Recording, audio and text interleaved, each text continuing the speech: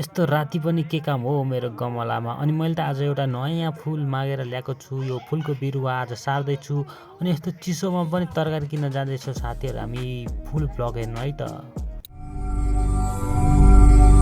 ल आजको भ्लग पनि सुरु भइसकेको छ साथीहरू। मेरो सबभन्दा पहिला चाहिँ एक्सर्साइजबाट सुरु गरेँ। अनि यसो हेरेको त दुईवटा छोरीहरू त मस्त सुतिरहनु भएको थियो। कान्छी छोरीले जिस्काएर फेरि सुतिन्। अनि बिहानको ब्रेकफास्ट रेडी पार्नु पऱ्यो साथीहरू। यस्तै साधारण ब्रेकफास्ट त मेरो चिउरा र अनि दुध।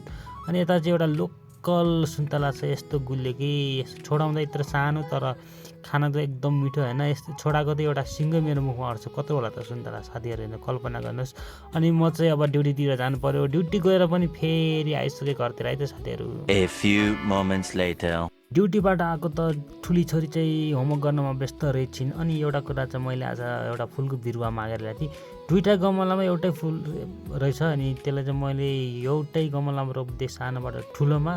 अनि त्यो सानो गमला चाहिँ खाली गरिदिएँ है। अनि एउटा यो ठुलो गमलामा चाहिँ मैले के रोप्ने विचार गरेँ भने एउटा कस्तो खालको एउटा बिरुवा रहेछ क्या फुलको।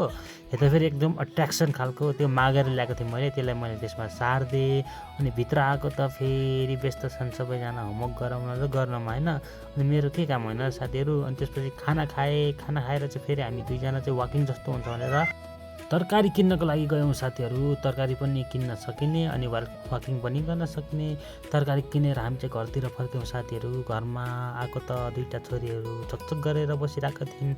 तिमीहरू चकचक गरेर बस, म चाहिँ अब सुत्नुपर्छ किनकि ड्युटी गरेर थकाइ लागेको हुन्छ होइन। उनीहरू व्यस्त थिइन् चकचक गर्नमा। म चाहिँ अब सुत्नुपर्छ है साथीहरू। फेरि भोलि पनि उठेर ड्युटी जानुपर्ने हुन्छ। त्यही भएर आजको भ्लग यहीँ इन्ड गर्छु म।